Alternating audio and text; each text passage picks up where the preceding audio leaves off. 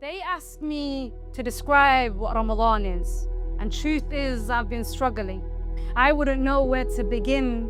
If I were to talk of Ramadan and its blessings, I'd start off by introducing this month as a gift, a blessing from the one who has allowed us to know what blessed is.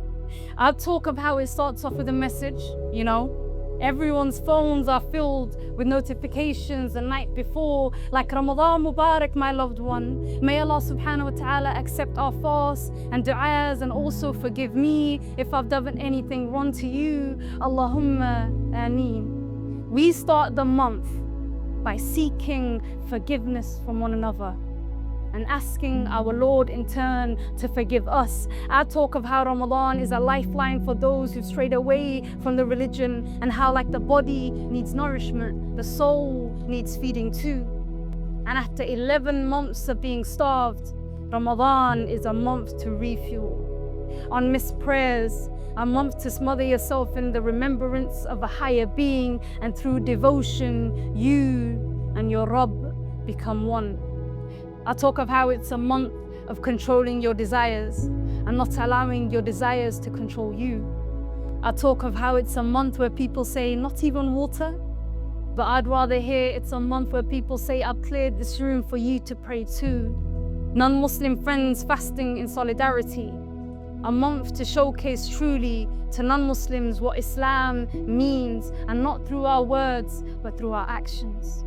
I'll talk of how Ramadan means mehndi-stained hands, cooking feasts, family all sat at the table where love, laughter and prayers meet, where young children turn masajids into playgrounds, and women look after each other's children during those salah rounds, where young kids find royalty and pride in their religious garments, turning their hijabs and imamads into crowns, where religion through community is first explained to them how prayer is meant for congregation, but in those ranks amongst the hundreds, we are all one, shoulder to shoulder, feet to feet.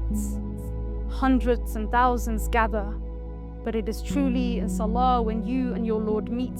And oh, how the community comes alive. Food stalls after Tarawih, no parking near the masjid, crepes, samosas, chai and tea, old friends, new friends, we all meet with our hearts full, hugs tight and our iman complete. Ramadan, you see, is more than a month of abstaining from food. It's a month where our Lord has amplified our good deeds, and we seek to do as much good as we can. Charity is raised after each prayer in those little cans, and members of the community pay for others to eat. See, when you ask me to describe what Ramadan is, how can I do so in a way that feels complete? You got brighter smiles in the mosque, morning light when the prayer stops, queues at the butcher shop, matching hijabi sets, togetherness when the sun sets. I protest how Ramadan is only made to be about abstaining from food. No.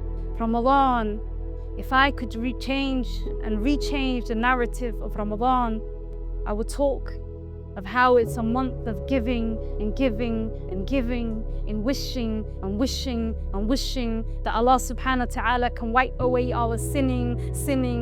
I talk of how Ramadan is when we feel our Lord is near. Ramadan is where we feel our Lord is near. Ramadan is where we feel. Ramadan is when we feel. Ramadan is a month where the world stops, and our religion and our community is what we hold dear. Ramadan is a feeling. Ramadan is refinding meaning. Ramadan is not to be explained. Ramadan is meant to be felt. So please be ready to take a trip to the community and be ready to feel if you want to know what Ramadan is. Thank you so much, guys. It's been an honor. It's been a privilege. Thank you.